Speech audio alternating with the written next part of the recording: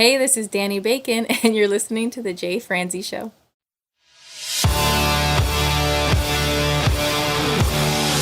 Welcome to The Jay Franzi Show, a behind-the-curtain look at the entertainment industry with insights you can't pay for and stories you've never heard. Now, here's your host, Jay Franzi.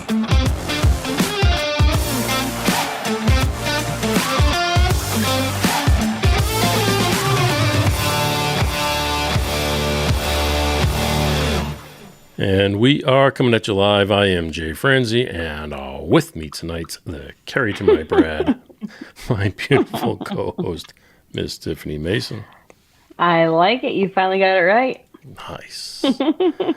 If you are new to the show, this is your source for the latest news, reviews, and interviews. And if you would like to join in, you can do that by going over to jfranzi.com, where, well, you can throw your questions, comments, and concerns, and we may or may not answer them. All right, before we get started, let me tell you what the question of the day is. Question of the day is, what is an overplayed 80s song that you will never get tired of? What is an overplayed 80s song that you will never get tired of? Hold your answer now. We will get to that a little later in the show. And if you would like to put your comments or your thoughts in the comment section, please do, and we will read those off a little later as well. All right, folks. Tonight we have a very special guest with us. We have a very special guest. We have a country music recording artist. Got that, Miss Tiffany? Country music recording artist, hailing from the great state of South Carolina. We have Mr. Trey Calloway. Trey, sir, how are you? What's going on, y'all? How are you guys tonight? We are very good, sir. All right, sir. Well, let's go ahead and jump in. Tell us about this new song you have out there. She Don't Break It. Well, I wrote this song with two of my great friends, my new producer, Brandon Hood, who's working on this new album with me, as well as Terry McBride from McBride and the Ride. And he wrote Cowgirls Don't Cry for Brooks and Dunn. He wrote Play Something Country for Brooks and Dunn. He wrote If You See Her, If You See Him for Brooks and Dunn. And he's had a bunch of George Strait cuts. Man, he's actually out on the road right now writing for Brooks and Dunn's new album with them. He's out on their tour with them right now. So he seems like he's having a blast. But no, his song is it's called She Don't Break It. And I think I had the hooking idea in my head for like They Don't Make Them Like They Used to or something like that. And Brandon sat there and pondered for a second. And he was like, how about She Don't Break It Like She Used to?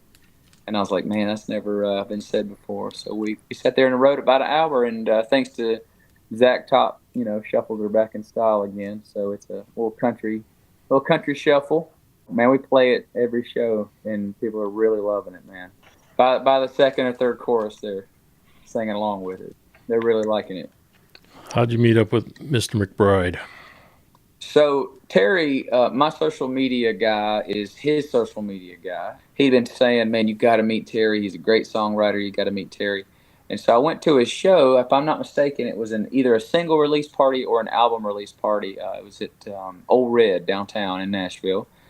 Went to see them play, and then we shook hands. And no, that was actually the second time I met him. The first time I met him. All right, if you're going to keep lying like this, we're going to call it. You're like, I'm going to end this right now if you keep on lying.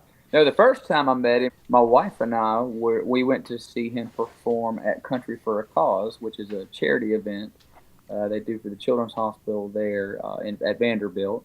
I didn't play it that year. I got to play it for the first time this year, but that year I was just sitting in the crowd as one of the fans, and my wife and I got to go backstage and meet Terry and hang out with him, and we were actually walking out of the venue after the show.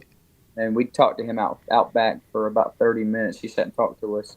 We were going to call an Uber because we had Ubered down to the venue. And he pulled up in his truck and he said, "You guys need a ride home?" And he gave me a ride home, and we talked that whole ride home. It was a lot of fun. And he's a super, super cool dude. Pretty much the coolest guy in any room, anywhere he is, man. He's a good mentor, and he's been a good influence on me and in my career. So. Yeah, he and I have been buddies for a while now. But we met through my social media guy, and as you know, I mean, Nashville's all about those contacts, man. It's all about meeting so and so and meeting so and so. But I always say, if you're doing the right things, you meet the right people. God puts the right people in your life. So I only ask. He was on the show, and he had some of the best stories. He was just the nicest Oh, guy. he's chock full of stories, man. And he'll tell them all to you, even if you've heard it before, man. He'll tell it, and it'll be like fresh. It'll be a fresh story the way he tells it. He never tells it at the same time. Did he tell you his mullet whipping him in the face story about the music video? Yeah. So there's an old music. I can't remember what song it is, but there's a music video they're in where they were filming on a beach, and the wind's blowing his hair around and like whipping him in the face. Tells it at a lot of shows, man. It's a funny story. Yeah, no, he had the best stories. I mean, they all did. They were all on here, the three of them, and they had just had the best stories. Billy and Ray too. They're all three great guys. They're all three great guys, man. So, what was it like working with Brandon? So Brandon is working with Ty Myers right now. He's working with Mackenzie Carpenter, Brandon Warsham, me, Dan Marshall. He's got a lot of new artists that he's working with. And honestly, I think Brandon is Nashville's best kept secret as of right now. I think he's one of the next big producers that's going to come up. And I feel like I met him at the perfect time. And I actually met him through Terry. So without meeting Terry, I would never have met Brandon. And Brandon is a phenomenal musician, songwriter, and producer. We actually cut 2 new songs the other day at the Castle over there in Franklin, Tennessee. Not too shabby. Well, I mean, they say, all kinds of studios have crazy names and stuff. But then, like, oh, it's called the Castle. And you don't really think too much of it. But then you pull up and it's a literal castle. I think Al Capone owned it during Prohibition, and he, would run his whiskey out of it. And there's some history in that building. Yeah, and Brandon's been pulling out the A-team for these sessions. I mean, he's got Bruce Boughton, and Boughton and I have been buddies for a while. Bruce plays steel. Bruce played steel with me for a little while. But Bruce Boughton was on steel. We had Gordon Mode on piano. And, I mean, all these guys are legends. Tom Bukovic on guitar. I mean, all these guys are just the top of the top session guys. And they're all super, super kind to me and nice. And, man, it's been a great experience working with Brandon. I like to think I've met the producer that I'm going to work with for a long, long time. I hope I have. Well, that's good. What makes it that way to you? Honestly, it's the kindred spirits. We both want to make country music. And when I say country music, that's a broad term nowadays. I never came to Nashville to be the flag waver for traditional country or 90s country or whatever have you. I love modern sounds. I don't mind that kind of stuff. But the message and the music has to be undeniably country. And Brandon and I both understand that. There is music that's called country music, and then there is country music. He and I both agree on what that is.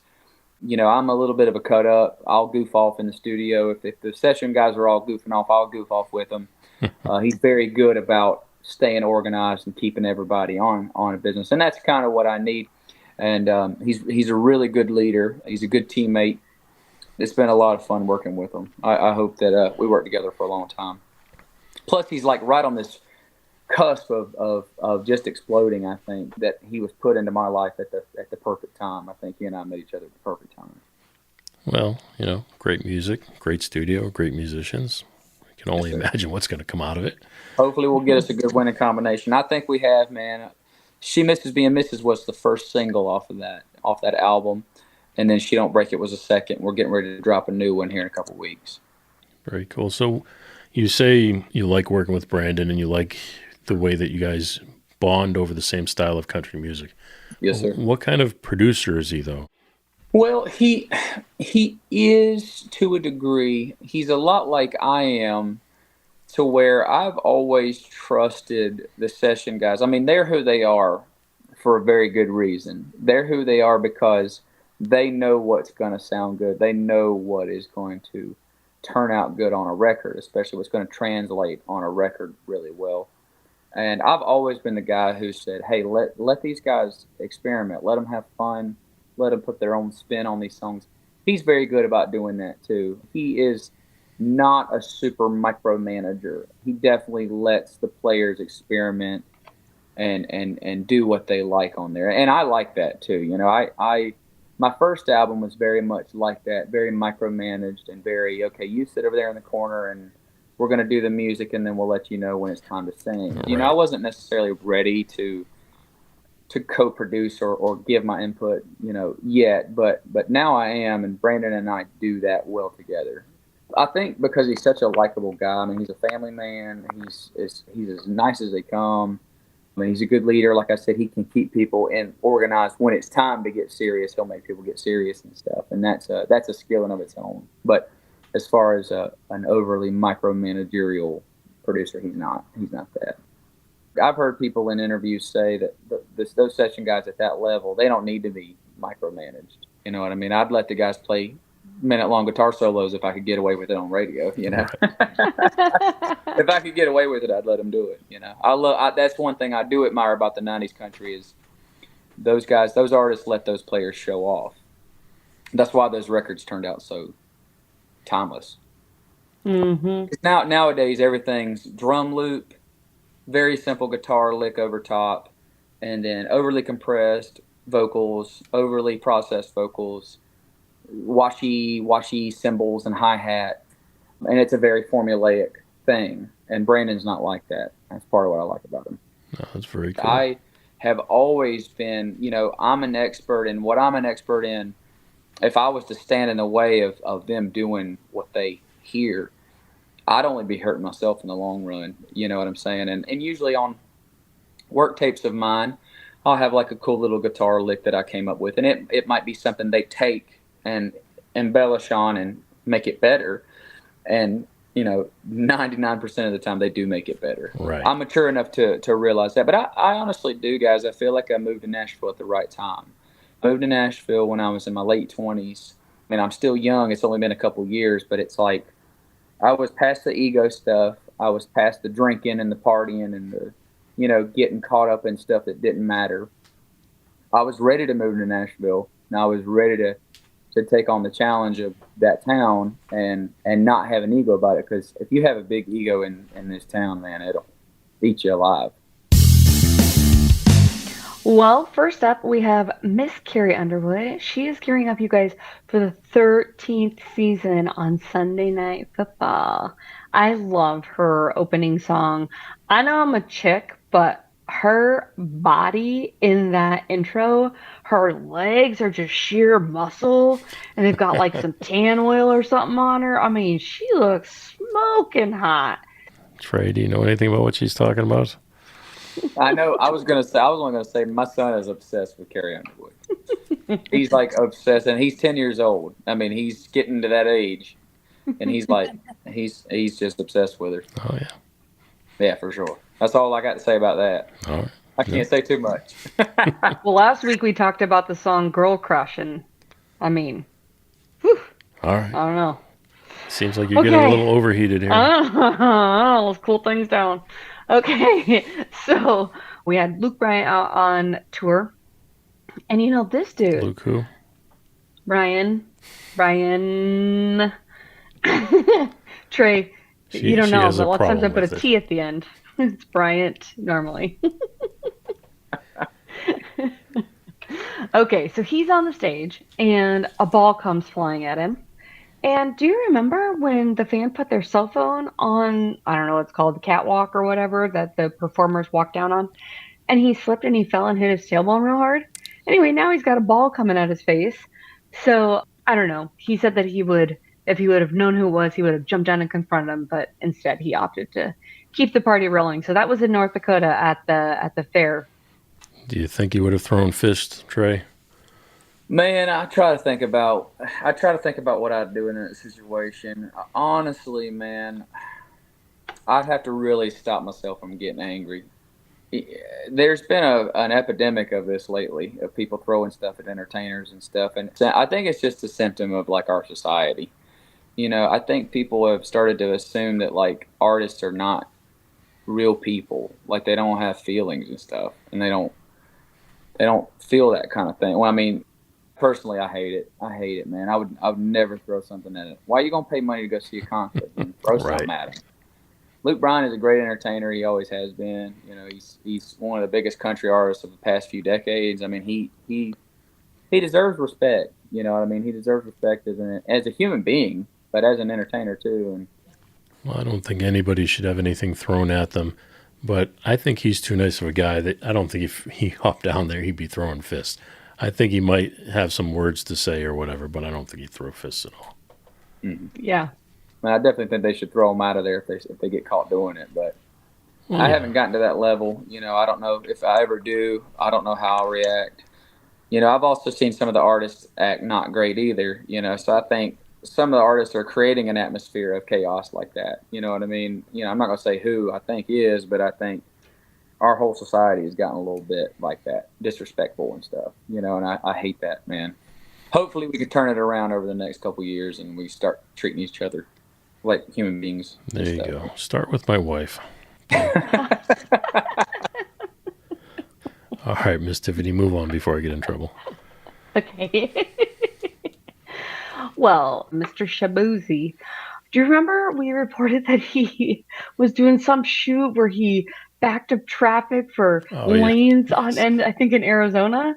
Well, he is doing it again. He's got backlash after allegedly trespassing on private land for a scenic shoot. Montana locals say that it's a breach of tradition and trust. So, Shabuzi, if you want a little bit of good news, stay off of the highways when you're shooting your anger scenes and your scenic shoots on protected property. All right, Trey, let me ask you a question. When you do your videos, do you get permits for everything you do? I was just about to say I have been thrown out of places for shooting content and stuff, and a lot of the times you don't even know that you're breaking the law. He might have known he was not supposed to be there. Hell, we just got thrown out. I was shooting up in one of the parking decks in a place I park at all the time. We were shooting up, me and my social media guy were shooting up there, and this poor security guard came up to us and he was like, "Guys, I'm sorry, but I got to make y'all leave." So I've been thrown out of places for shooting content. I can't throw no shade at Shabuzi. But I also understand the people who own the land's perspective. I totally get it. Well, I'm going to guess if he was out in Montana, it was probably a wide open space that he had no idea belonged to somebody.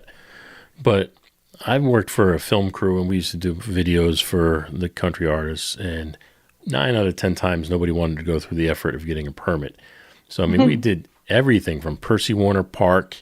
We would get kicked out of Percy Warner Park, or we'd get kicked out of all these places in Nashville. But people would do it. They'd film as much as they could get, and then they would leave. Yeah. Okay, well, we have talked in the past about artists having these great tour buses or artists that have had to leave their kiddos at home. And so these were just kind of some heartwarming stories that we thought we would share. Kelly Clarkson, she had surprised her fans by belting out Since You've Been Gone with her kids on stage. The Vegas audience has got a bonus dose of adorable family vibes. That's awesome. I like to see that. And talk about probably one of the best songs ever. That's an absolutely amazing song. Trey, what are your thoughts on Kelly?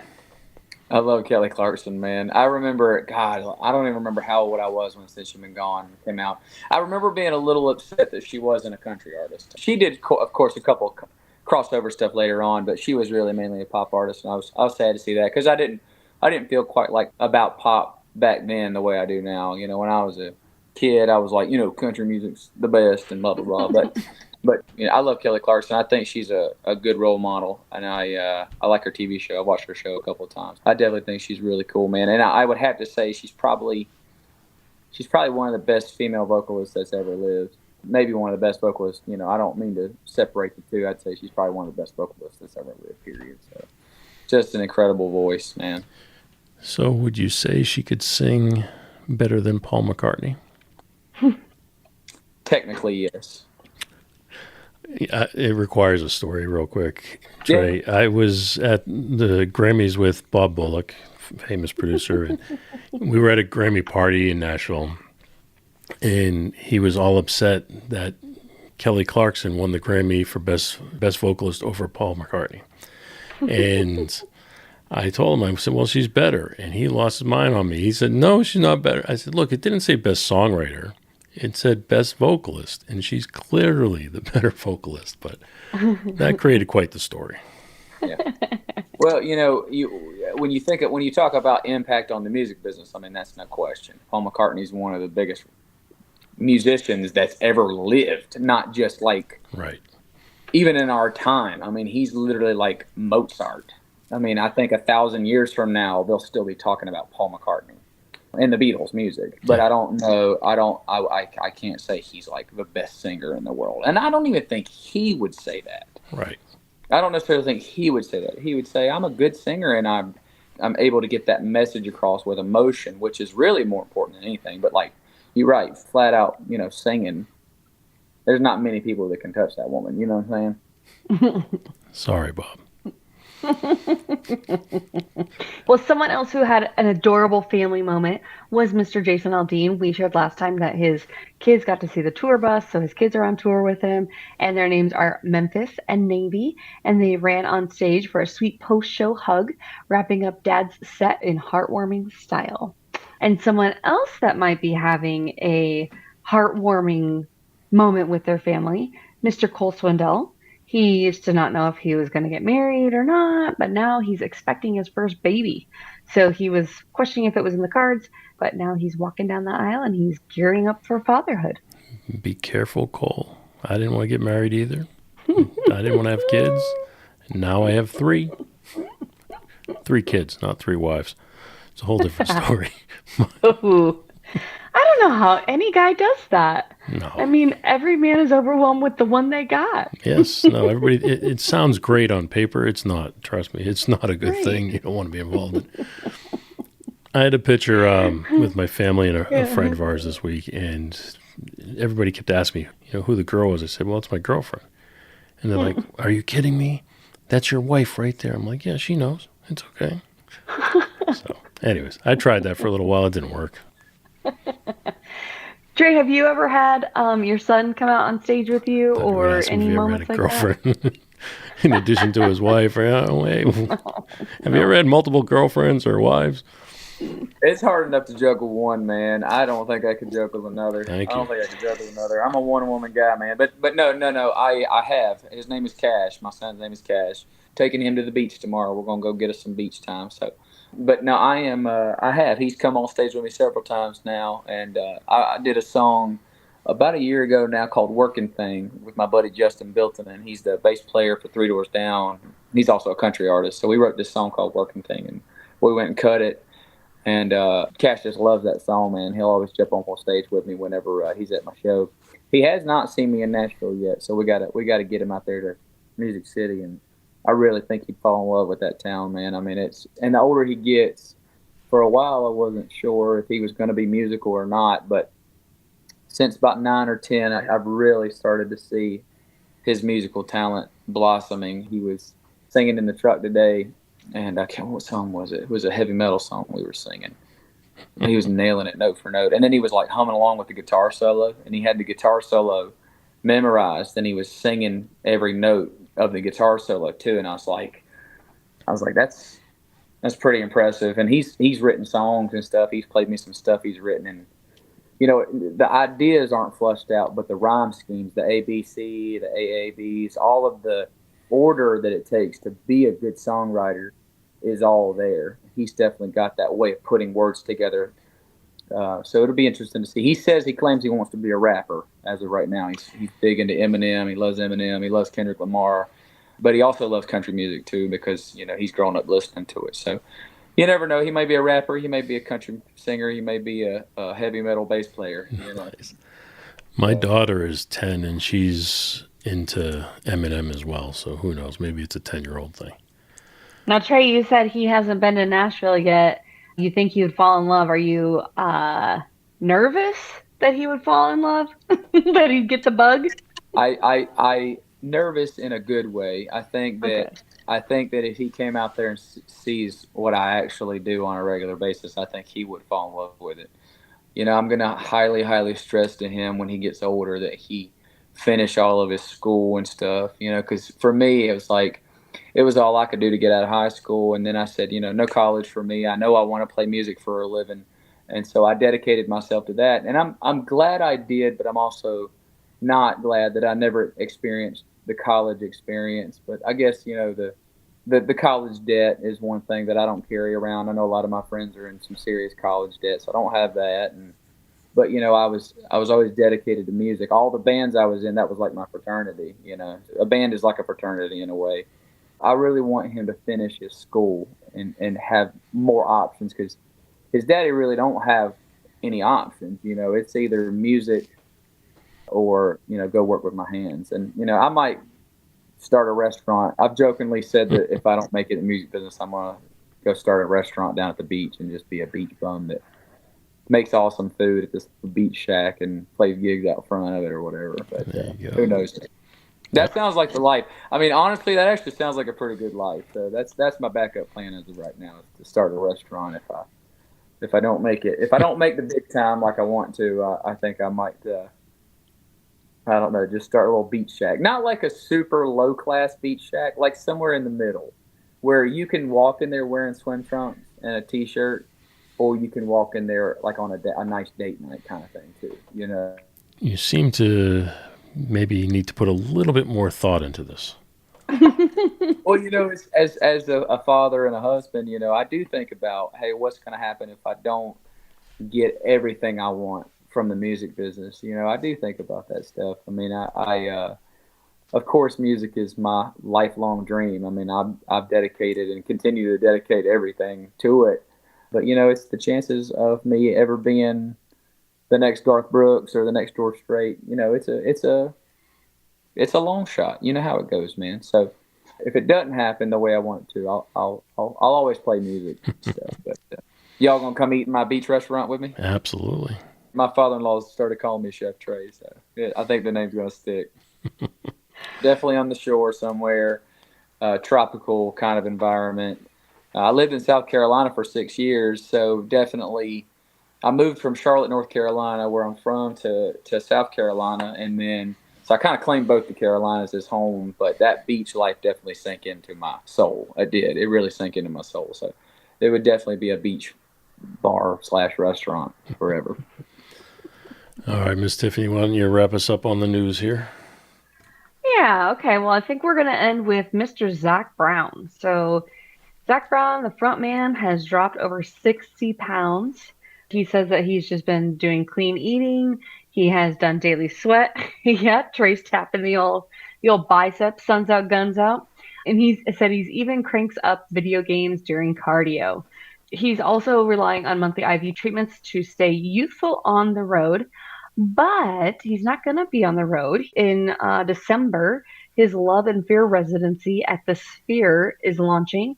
And so he's betting on jaw-dropping production and emotional storytelling tied to the release of his new album. So I guess we're going to expect a slimmed down Zach Brown for his residency. So that's kind of exciting. And also, like, I've been on this whole clean eating, and trying to, daily workout, and it feels good, man. So I'm excited for him. And how much better is he going to enjoy that residency by just feeling better? So good for him. Trey, sir, have you been to the Sphere yet? I have not. I've only been to Vegas one time in my life. And it was a while ago, and the Sphere was not built yet. But my wife and I are going on our 1-year anniversary trip. We're going to go to Vegas, and then we're going to rent a car and drive from Vegas to the Grand Canyon. So we're going to kind of make it a big road trip that circles from Vegas to the Grand Canyon and then back. I have to know, you mentioned your wife. Do you guys actually live together now? So no. So it's my life is very complicated, Jay. I have been living in Nashville for 3.5 years. My wife is a civil engineer, and we have a house in Myrtle Beach, South Carolina. That's where she lives. She lives and works in South Carolina, and I live and work in Nashville. And my son is from my hometown. He lives here. I'm in my hometown right now. And so I make this big triangle every month to go see him. And then sometimes I get to go home to South Carolina, but not very often. But we usually meet in the middle. In the Charlotte area is usually where we meet. It's been tough, Jay. It's. I'm not going to lie to you and say that it's been an easy thing, because it certainly has not. But we both realize that while her and I are both still young and trying to establish ourselves in life, it's the best thing for us to do. And her and I are closer than we've ever been. I mean, honest to God, we're closer than we've ever been. I'd be close to my wife if I didn't live near her either. We talk every day. I mean, we're more in love now than we've ever been. I will say we are really looking forward to this Vegas trip because it'll really be like the first chance that we've been able to be alone for a while. So we're really excited about it, man. But no, everybody gets, when I talk about it, some people, they go, how do you do that? And I'm like, to me and her, it's become our way of life now. And it is tricky, man. But, if I do get to that big stage one day, it'll be a lot of traveling and a lot of touring. Her and I are both prepared for that. And I mean, man, I couldn't have gotten any luckier with wives. I mean, she's the best wife in the world. I just want to point out you did say that plural. Yeah. I got that too. I'm just saying, maybe there's more to this than we can get to. No, she's the best wife in the world. She really is. All right, that's better. She's been on a business trip this week, man. She's been traveling all over North Carolina with her company, man. She's rubbing elbows with the big wigs at her company, man. And her boss and his wife are great friends of ours as well. And I told him today that I wanted to be the spokesperson for their company. I don't know how that's going to work. A buckle-wearing, cowboy hat-wearing country singer, right, being the spokesperson for a civil engineering company, but we'll find some kind of way to make it work. All right, question of the day. What is an overplayed 80s song that you never get tired of? Miss Tiffany, I always say it. Do you want to go first, or do you want me to go down and read some of the comments I will first? forever hold my silence till the end. I don't think there's a forever in holding silence that is associated with your name.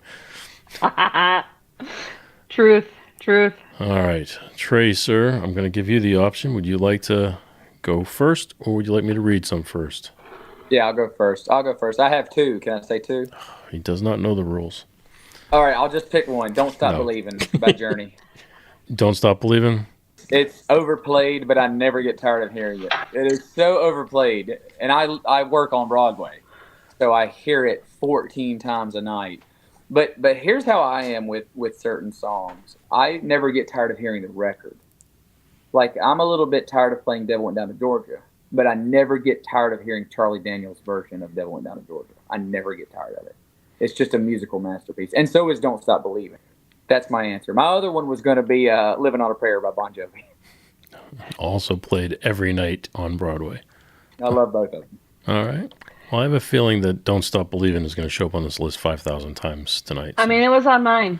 Well, Miss Tiffany, don't go making it up tonight. Look. It's right there. All right. Right there. Sure. All right. Well, Karen says George Strait, Amarillo by Morning.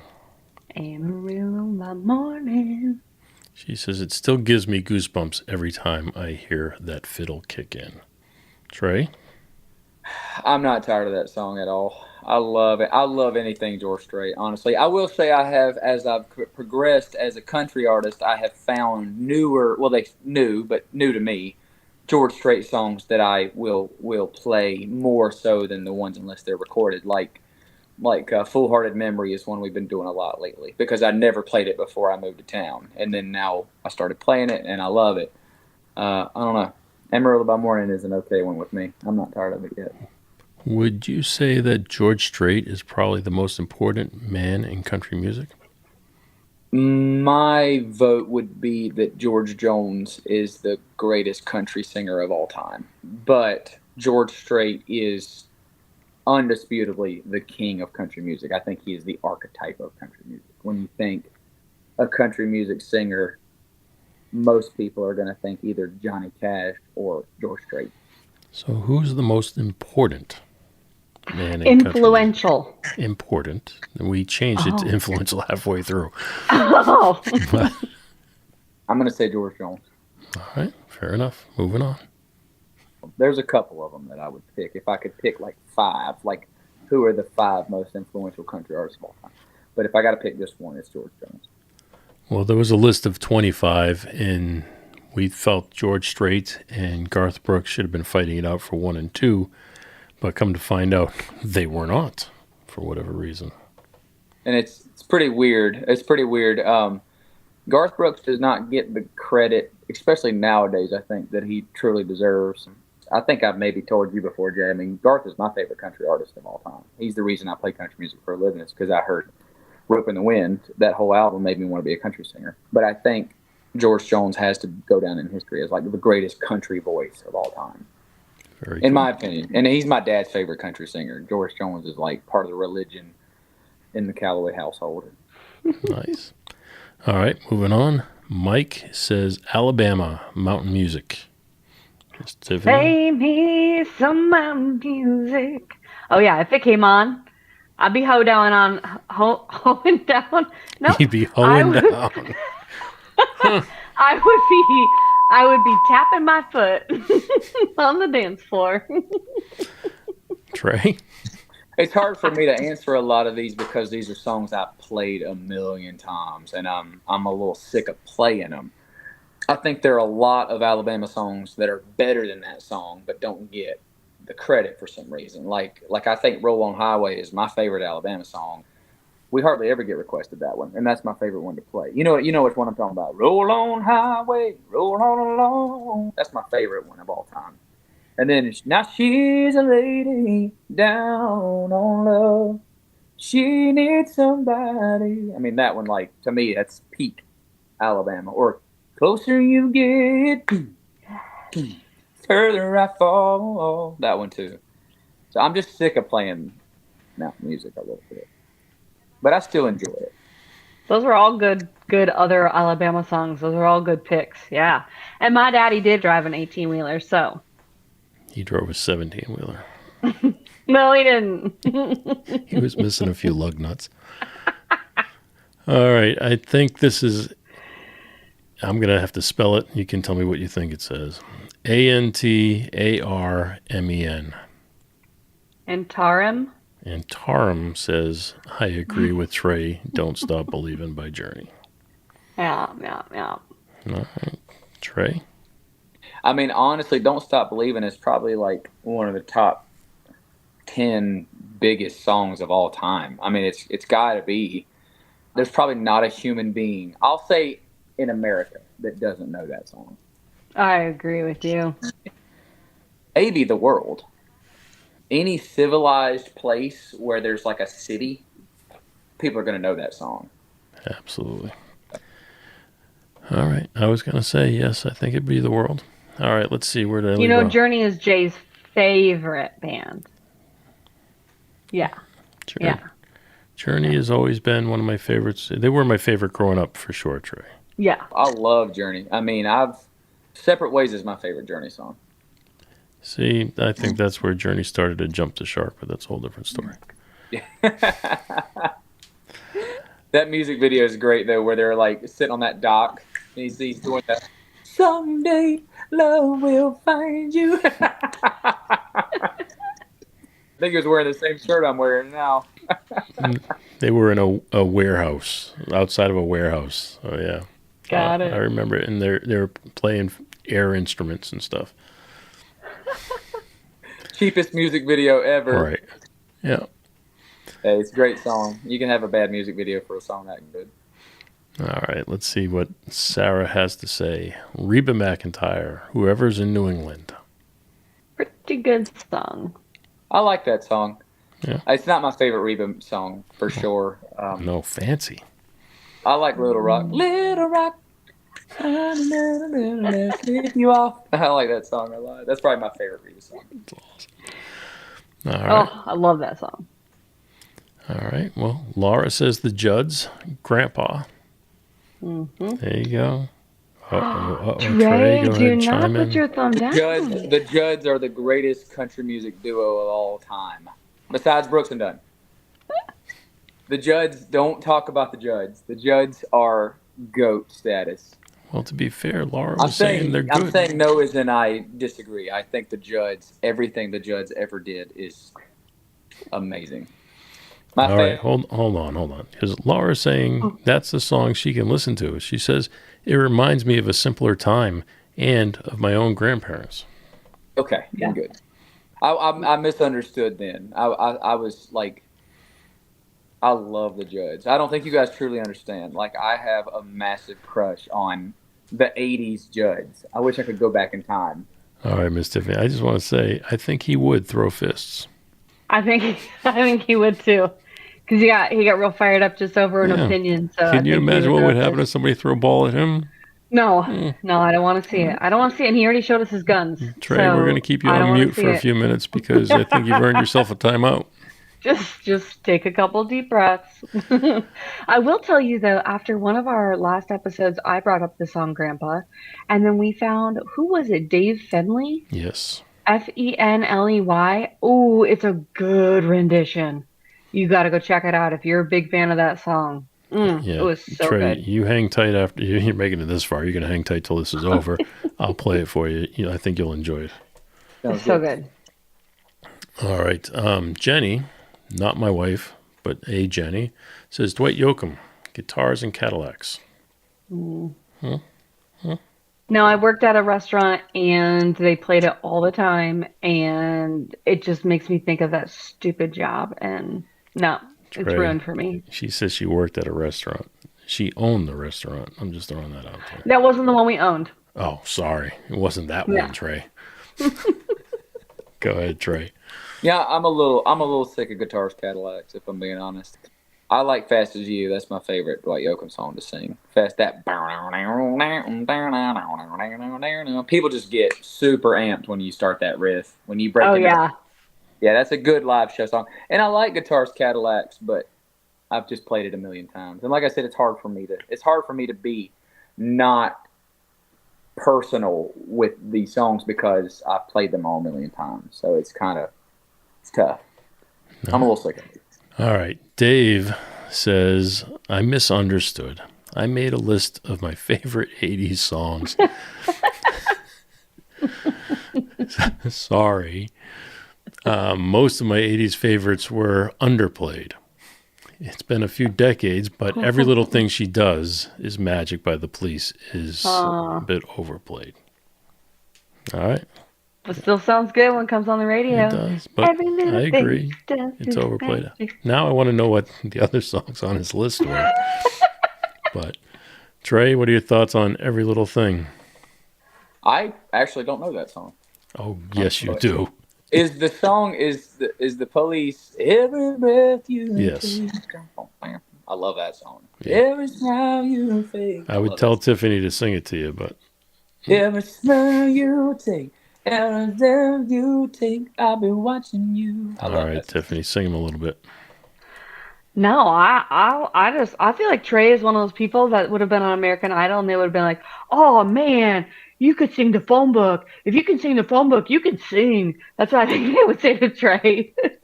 I'd rather listen to that all day long, man. Just start on the A's, Trey, and not the Z's. We've already established how hard the X's can be. Anna Marie. No.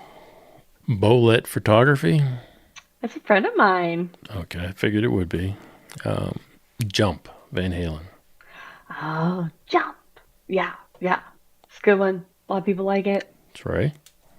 So my dad is a big Van Halen fan, and I grew up listening to Van Halen. So I would say that I've gone through phases in my life where I was a little bit sick of Jump.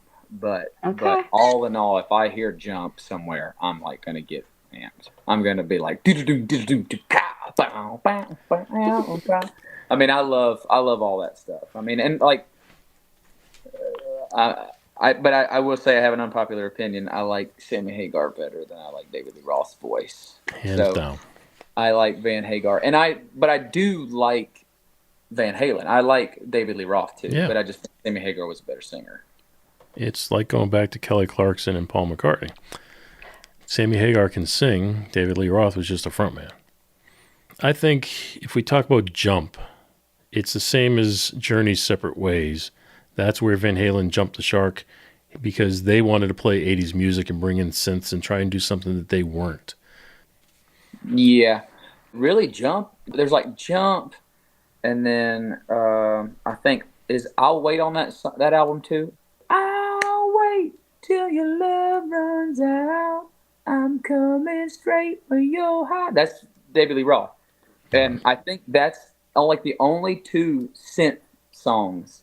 They only like tried it on that album. They didn't really go crazy synth on that album because the rest of it is like, I think Ice Cream Man's on that album too. Like, I'm your ice cream man. That's a great song.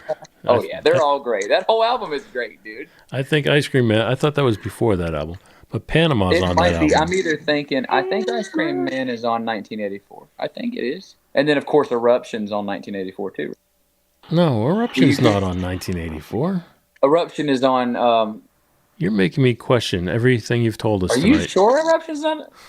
You Really Got Me is the lead track of whatever album I'm thinking about. And then Eruption is the second track. Van Halen's self-titled album. Okay, so Van Halen is got the one with You Really Got Me and Eruption on it. Okay, so what's the first track on... 1984 is the first Running track with is the Devil? 1984. No, that's back to the other one as well. Those are the early ones. That's when Van Halen was really good. That's what I like. That's Yeah. what I grew up listening to. Yeah. Was I had both of those albums memorized. And it's just been so long since I've listened to the whole thing together. But I remember like, whoa, whoa, whoa, Jamie's crying. Again, yes. Wow, wow. Those are great songs on that album. Both of those albums are great. Now, that was earlier as well. The 1984 albums, 1984 Jump, Panama. So those were the big ones. Drop Dead Legs was a big one off that one. Hot for Teacher was a big one. Anyways, there you go. But you know what? That takes us back to this list over here before. This show tonight is going to go 4.5 hours, folks. I'm sorry. I'm going to just tell you that in advance. Hold on. Trey's trying to say something here. Hold on. I was saying I got to go to bed pretty soon, guys. I got to go to bed. What we need is I have so much fun with you guys. pass the shots around. All right, I'll blow through our list. There's too many tonight. Shannon says Roseanne Cash, 7-Year Ache. Mm-hmm. All right. Eric says Ronnie Millsap, Stranger in My House. Ronnie Millsap is the GOAT.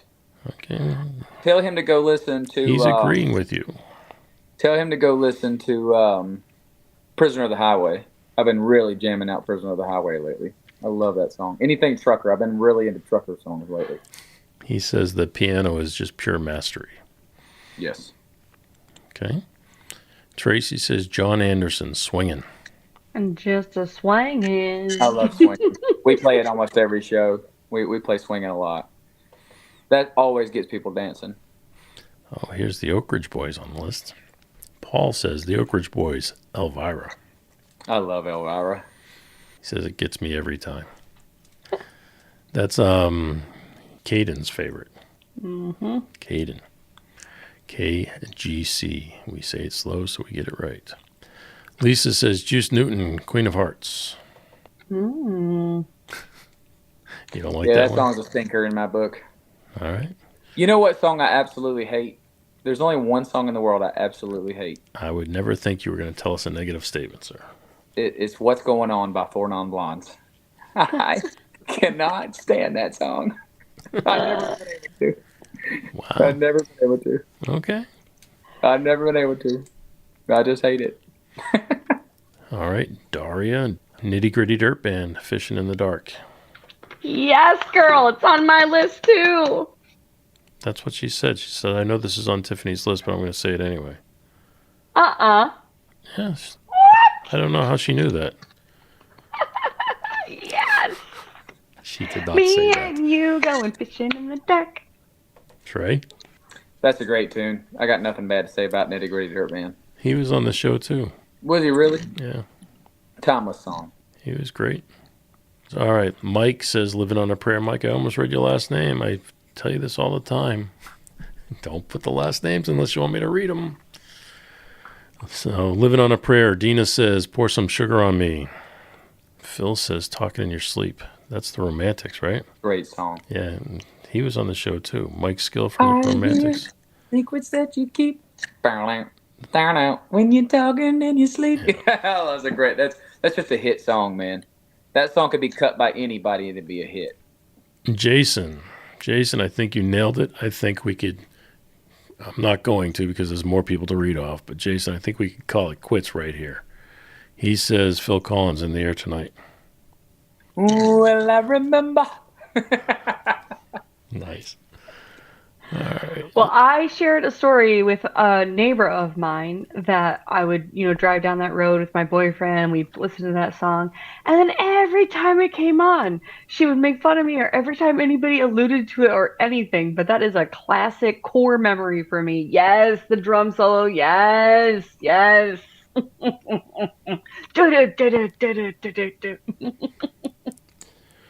Carla says Reba McEntire, Little Rock. Oh, little rock. Yes, agreed. All right, I'm going to wrap it up on these final two because they deserve to be on this list tonight. Okay, I feel like they're going to be better than mine. So I'm going to throw mine out there. Okay. Fair enough. Okay. So I'm going to say two. I know, I'm going to break the rules. So the first one was Girls Just Want to Have Fun. There is no woman alive that song comes on. There's no woman that song comes on and we don't all yeah! It's a classic for every woman, okay? And the other one is Whitney Houston, I Want to Dance with Somebody. I got to throw it out to my pop sisters. Girls just want to have fun, and I want to dance with somebody, okay? Women, we can't resist them. Fair enough. Trey? Whitney Houston is one of the most beautiful, most talented women that has ever lived. She is a queen, and I wholeheartedly agree with that statement. Want to Dance with Somebody is one of the greatest pop songs of all time. And I'm a huge Whitney Houston fan. Always have been. I remember being a little kid watching her and being like, man, she's like an angel. You know what I'm saying? So, no, she's phenomenal, and so sad that that this earth lost her so soon. Have you ever seen that video of Kevin Costner at that award show when they were doing that thing about her? He was in love with her. When they were filming The Bodyguard, he's like, I fell in love with her, completely fell in love with her. And he's sitting there bawling. He's sitting at this award show, and they're got her up on the screen, and they're doing this thing about her life, and he's sitting there just bawling. It's one of the most powerful things I've ever seen. You should go watch it. It's really cool. I love Whitney Houston. I'm a huge fan. All right. Let's go ahead and wrap it up. Let's see if they were better than mine. Well, you stole Peter's thunder. Peter says girls just want to have fun. Yes! Gosh, our crew members, we are simpatico, and man. He follows it up with, don't judge me. Well, and then Rachel says, all right, I'm going to go with Trey. George Jones, He Stopped Loving Her Today. Oh. There you go, Trey. Speak to Rachel. That's the greatest country song of all time. It has to be at least considered in the talk of the greatest country songs of all time. It's a beautiful song, man, and it was his comeback. I mean, he was pretty sick of the road and touring and being George Jones, and then he put that song out, and his career went again. Nice. Great song. Great way to end it, too. That's a great last song, I think. Yeah. We did that for you, sir. See, we know what we're doing around here. Yeah, absolutely, Jay. You guys are pros. We're something. All right. Well, Mr. Bailey Zimmerman, he's in spot number 10 with Backup Plan. I always forget we start at 10 and go to 1. Yeah. Is that how this works, Trey? You said we were professionals. I don't know if that's proven to be true. You guys are professionals. All right, go ahead. Sorry, Miss Tiffany. Okay, I'm super excited about this top 10. I just want to put that little disclaimer out there. Okay, Mr. Luke Bryan. Country song came on. He went from number 8 and he went up the charts to number 9. Down the charts. He went down. He went down the chart. Yeah. Well, yeah, he went down. He fell. Went down to number 9. He fell. He stopped climbing. Another fan threw something at him. Trey just said that you were a professional, and now look what's happening. There's all that false confidence built me up. Trey, you want to say anything to Miss Tiffany? No, I think you're doing a wonderful job, Tiffany. All right. I think you're crushing. Okay. Perfect. All right. Well, Mr. Shabuzi, he is on the charts with a little bit of good news. Well, it's just called Good News. Sorry, Good News. At spot number 8, numero ocho, Jay's favorite number. Okay. Not Ucho. Not Ucho. I'm not eating Ucho ever again. Ucho went right through me, Trey. All right, number 7 is Mr. Thomas Rhett. After all the bars are closed, we listened to that song today in the radio in the car on the radio. Wow. Trey, let's talk for a minute. Let's go ahead and Thomas go ahead Rhett. and mute Miss I Tiffany love for me a some second. Thomas Rhett, y'all. I love me some Thomas Rhett. We just took a break. We're going to mute Miss Tiffany for a minute. Let her collect herself. All right, go ahead, Miss Tiffany. I'm just messing with you. Please don't hurt me know. again. Stop. Number 6, Corey Kent, This Heart. I'm fine with it going from number 4 to number 6. It's not doing anything for me, so. She didn't like your hair last week. She doesn't like your hair again this week. No, you can just. We'll save you from the negative talk, Trey. That's all us tonight. All right, number 5, Mr. Tyler Hubbard with the song Park, going from 7 to number 5. Climbed the charts. Climbed the charts to number 5. Just up the rungs. Okay, now, you guys, I'm very excited about the top 4. I'm very excited. This song was just on the radio today. Mr. Nate Smith, Fix What You Didn't Break. Again, I that's a love great that song. he went up 2 spots. Oh, I love this song. I love Nate Smith. I heard about him at Roscaloosa. I didn't know who it was. And now, all of a sudden, completely on the radar. Love him. I'm just saying, any girl out there that wants to come fix what my wife has broken, just come on over. Help her brother out. Trey, what's your thoughts on that song? I love Nate Smith. I remember that World on Fire song. He's cool, man. He's mixing that rock thing with the country, and it's not my style, but I really respect the hell out of him for it. I mean, he's doing it well, and he seems to be a really nice guy. Every time I see him in interviews and stuff, he seems to be really loves fans and loves people, and so it's good to see guys like that getting some success. Never met him. I haven't either. Good to hear. But I've seen interviews and stuff, and he seems really genuine. You can tell sometimes when somebody is pretending to be nice or whatever. You know, he don't seem like that. What Tiffany's like every night. Nah, you can't fake this kind of genuinity. Genuineness. Tiffany, you're fired. What took you so long? All right, you guys. Number 3. Oh, I'm so excited. Sam Hunt, Country House. I love this song so much. God, I love this song. It was my recommendation like a month ago or something, and now here we are. And he's holding his own. He's holding steady. 2 weeks in a row. Numero tres. There you go, Trey. My wife's new favorite song. She loves that song. Even though I'm not a bro country guy, I was always a big Sam Hunt fan. I always liked Sam Hunt. He just seems to be a cool guy. I love the fact that you said bro country. I think he would even admit he was one of the poster boys for the bro country era, but he's still cool. He was always cool, man. Mm-hmm. I was a big fan of him from day one. I'm with you, sir. All right, number 2 is Mr. Josh Ross. This is like a tongue twister name. Tiffany, you're fired. Goodbye. It's hard. It doesn't matter how many times you try to say it. Josh Ross. Didn't his parents say it out loud before they named him? Yes, this is our son, Josh Ross. They didn't practice it first. That's the number. I always did a yell test before we named any of our kids. If they were getting in trouble or something, Hannah Elizabeth Mason. That had enough consonants that you could really get behind it with some oomph. Bite. All right, Trey, say really it 3 times fast. Josh Ross. Josh Ross. I've never heard this song, so I don't know. Yes, you have. There's no way you have not heard this. Definitely heard it. Single again. Oh, you want to live and be single again? Oh, yeah, I like that song. Yeah. No. I do like it. Yeah, it grew on me. No, it's when you're all over him, I hope you're all over me. I got a king size bed, just missing a queen. Yeah. I'll be your first call. Yeah. Yeah, you're talking about Single Again, right? Yes. Yeah. Yeah, that's what I was just saying. Okay. That's what I was thinking. You won't ever be single again. Yeah, yes. Okay. Yes.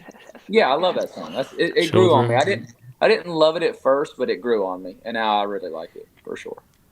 Children, do not make me turn the show around. Well, I love that one so much. A, because Hannah and I got to meet him. Jay and I were exchanging pictures of when we met Josh Ross. And then I love that he alludes to Nashville with his saying the 615 area code. You know, you can hit me up on 615.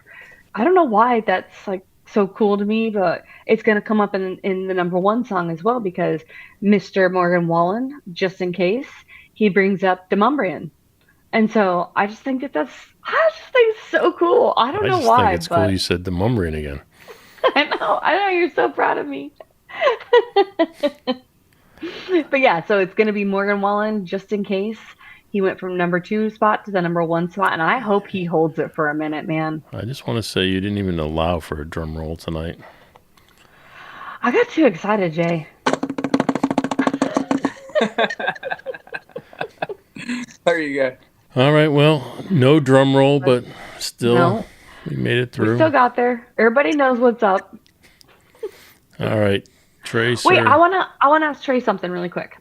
So I got so excited because I love the words and the storyline and all that kind of stuff. And I wanted to ask you, when you were talking about when you're collaborating with the other studio musicians and they give you some ideas and everything like that, are you also as flexible with your lyrics? Because I wonder if, because you don't play all these instruments, if that's why you're a little bit more flexible on what they do with it, but the words are kind of your craft. So do you feel as open when it comes to the lyrics? Because that's what I love so much. And that's what I get so fired up about, you know, the Morgan Wallen just in case song or whatever, right? So just kind of curious. I mean, we actually had a similar thing happen, a kind of thing like that happen on this last session we did. Tom Bukovic came into the vocal booth after listening to the work tape, and he said, there's something funky going on right here. He's like, how about we try this? And he played it for me. And I had thought the same thing before going into the studio, but I didn't speak up. You know, I just didn't want to change the plan at the last minute or whatever, but I had written this extra line, and when I picked up the guitar and played it for him, my change, he was like, that's exactly what I'm talking about. Can we do that? And I was like, yeah, I was hoping we would be able to do that. So we made that change on the fly. And no, I mean, I'm 100%, you know, flexible. I mean, when I'm in a songwrite and I'm with co-writers or whatever, I will, unless my rule of thumb is kind of, unless I am like obsessed with this line, like this is the line that makes the song, I'm willing to be outvoted on something, you know, unless I'm like dead, completely convinced that like we cannot take this line out or change it, or like it has to be in there. I'll make us think about that. But I'm usually kind of, if you write with a group of 3, you and 2 other people, you can outvote somebody. You can say, hey, what do you think about this? And you can vote 2-1 on the idea. So no, absolutely not. I'm not a stickler about any of that stuff. No, I think many, you know, more hands in the pot make a better product. Got it. Thanks, Tiffany. That's a good question. You earned your way back on the show. Fine. Yeah. All right, real quick, thoughts on Morgan Wallen? My thoughts or Tiffany's thoughts? Your thoughts, sir. We don't care about Tiffany. I think Morgan Wallen is the modern day Garth Brooks. I mean, he's the biggest thing in country music. There's no doubt about it. And I think that for a lot of guys that are out there trying to emulate what he's doing, if you're trying to emulate what another artist is doing, then you're not doing the right thing. You got to find your own thing that's you. And so, though I do not try to emulate him, I have a ton of respect for his artistry. And there's no doubt that like he's gonna be one of the biggest country artists that ever lived by the time it's all said and done. He's breaking all kinds of records and stuff. I mean, people say he can't sing. I don't agree. I think he's a phenomenal singer. You know, I think he's growing up. From what I'm seeing, he's maturing and growing up, and I'm glad to see that. I'm really glad to see him kind of finally starting to realize, like, hey, I'm a role model. People are watching what I do, and I need to be living right. At least I hope he is. You know, from one guy to the other, that's what I would tell him. Is, you know, there's a lot of weight. People watch what you do very closely, and there's a lot of weight on what you do, and so you have to be a leader. And I think that he is. It seems like he's starting to come around to understanding that. But as far as his music goes, I enjoy his music. We play a lot of his songs a lot. So, I mean, we do The Way I Talk and Whiskey Glasses and Chasing You. And I love, my favorite one by him is Sand in My Boots. That's my favorite song by him. I think you say he's the modern day Garth Brooks, and I think you could say that with the level of success. He's the modern day Garth Brooks. But if you're talking about musical style, I would say that you were the modern day Garth Brooks. I'll take I would that. agree with. Well, I appreciate you saying that, Jay. That makes me happy. Hopefully, we'll see if I got to have that first hit. You got to have that first hit before you can have all them hits. You know what I mean? You have the first hit. It's just that nobody has heard it yet. All right, Miss Tiffany, what do you got going on this week? Well, you know what? I have gotten a couple of new clients, and I have been doing a ton of client work, and I've been working ahead a little bit on client work. And you know what? Today was the day, and I was like, I'm doing my podcast episode today. So tomorrow we got some fresh Memories of the Beat. It is with Celicia Thomas Weiss, and she is a Broadway performer, and she is married to Andrew Weiss, and he is with Podfest. And so that was where I originally made the connection. I think you know Andrew. So this is his wife. She is extremely animated. You think I am animated? No. I am like dull compared to her. So it was a very fun conversation. She says very fun things. Again, just very animated, a lot of energy, but it was a really fun interview. So that comes out tomorrow on Memories of the Beat. Check it out. What song did she choose? You're All I Need to Get By. It's by Marvin Gaye and Tammy. I cannot remember her last name, but it's a pretty cool song. But she has such a cool story where it like inspired her after she moved to New York City, and then she didn't know what she was going to use for her song when she walked down the aisle to Andrew. And that's actually the song that she chose. And it's got a great, like, deep, lovey, I don't know, comfortable feeling to it. Yeah, it was just, like I said, it was a fun interview. I don't know if you have this experience, but like when you go back to edit, like it's fun to revisit the conversation. And so it was really fun to have that conversation with her again as I went through and edited it. And it was one that right after we got done recording, I was like, I should just release it raw. It was just so good. Trey, Tiffany has a show called Memories with a Beat where she talks to people about a particular song that brings back a memory that they have. So that's what we're discussing, this guest and that particular song. Nice. That's how Jay and I started our relationship. That's how our friendship grew. Got another wife involved, and Tiffany's number 16. You know, lucky number 16 though. It's all right. I want to be number 8. You want to be number? Well, it's divisible by 2. There you go. You're my second 8. That's all it is. Okay, well, I brought up the song "Girls Just Want to Have Fun." Jay, what have you been up to? I've had fun. Have you? The inner girl in me has had some fun this week. Trey, my friend, I've had an opportunity this week. A friend of mine, a girl named Rocky Rose, she was on the show a couple times now, but it's been a little while. She's going to have to come back on. But she is out on the road with Cyndi Lauper, and she's playing keyboards for Cyndi Lauper, and they came through town last night. So a couple days ago, when they first got to town, I went to her hotel, picked her up. Beautiful hotel, by the way. It's absolutely amazing. Her hotel room had a loft. I mean, it was just an amazing room. It was just absolutely fantastic. Wow. But I guess that's what happens when you travel with Miss Lauper. Well, and also they had a private section of the hotel that nobody knows about. So when the celebrities do come to town, they're in a private section of the hotel. And it was funny to me because the crew members weren't in the private section, but the band members were in the private section. And she was saying also the baseball team was in from out of town, the away players that play in the Reds this week, which was the Los Angeles Dodgers. They were in the private section as well. But I picked her up and we went to dinner, and my family came out and met us there. So we got to eat dinner together and talk to her and catch up. And then last night, my wife and I went to the show, which was amazing. It was really cool. And then after the show, we went back to say hello to everybody. But the funniest part to me of the whole thing was when the show was over and we went out to leave the venue. We were so late leaving the venue, all the gates were locked. So my wife and I, we could not get out of the venue. And we had to hunt people down to open up the gate for us. And we walked far because it's an outdoor venue and it's, surrounded by gates. So we walked far to get to the gate where our car was. So I'm like, okay. So we found somebody that let us through the gate. Then we go and we cross the street and we get into the lot where our car is. And we get in the car and then that lot's locked. We were the only car left in that lot and it was locked. So you were lot lizards. We were lot lizards. My wife had to go back and find the security guard that let us out in the first place. And then he let us out of that gate as well. And we were just fools. But I put photos up on the Instagram, the gram as the kids call it. Those pictures were so Cyndi Lauper, I couldn't stand it. They were so colorful, and that jacket she was wearing, the white jacket with the red polka dots on it, like just every shot. I was like, of course that's a Cyndi Lauper concert. Of course that's a Cyndi Lauper concert.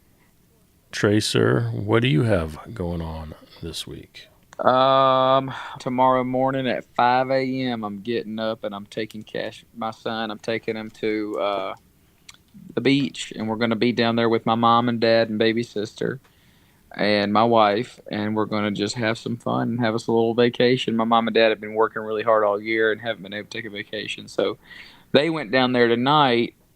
They already went down there. They're enjoying my house without me. and I had to take my son to Taekwondo today. That's why I didn't get to go down there. As I had to take him to Taekwondo, and he had his Taekwondo pictures today. So then he had his class, and by the time we got back, it was time for you and I's interview.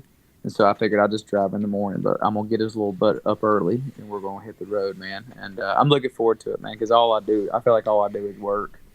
So I'm looking forward to a couple of days off. We're gonna do a low country bowl down there, which people that ain't from South Carolina, it's like a seafood boil and with sausage and potatoes and stuff and corn and all that stuff.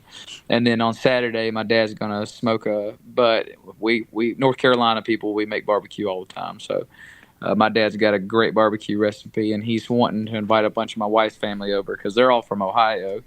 He's like, I'm gonna give them a little taste of North Carolina. And my mom always makes red slaw, which is like a vinegar-based slaw. And it's my favorite, so she always makes it for me. And we're just gonna have fun and get some sunshine, man. I'm looking forward to a couple days off, and then as soon as I get back next week, I got my regular shows, and then got a couple of business meetings, and still working on this album, man. We're trying to plan a tour for next year, so I'm excited about it, man. I'm probably like 90% chance going to be on the road a lot next year, so I won't be playing in Nashville as much. I'm ready, man. I'm ready to rock and roll. Alrighty, sir. Well, Miss Tiffany, we have done it. We have reached the top of the hour, which does mean we have reached the end of the show. As we say, if you've enjoyed the show, please tell a friend, and if you have not, tell two. Tell two, tell six, tell them all, tell everybody. You can reach out to all of us, all three of us, 1, 2, and 3, and we will be happy to keep this conversation going over at jfranzi.com. Trey, sir, we cannot thank you enough for joining us tonight, and we would like to leave the final words to you.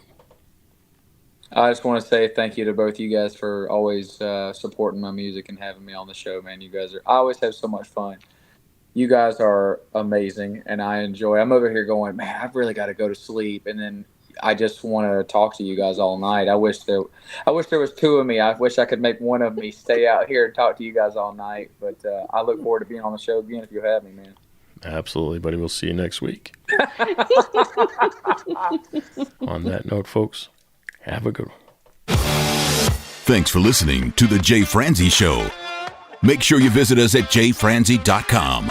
Follow, connect, and say hello.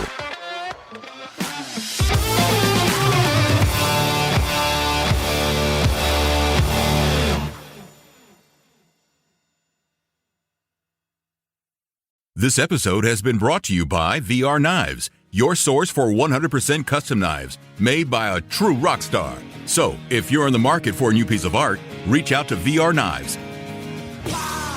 407-421-5528. 407-421-5528.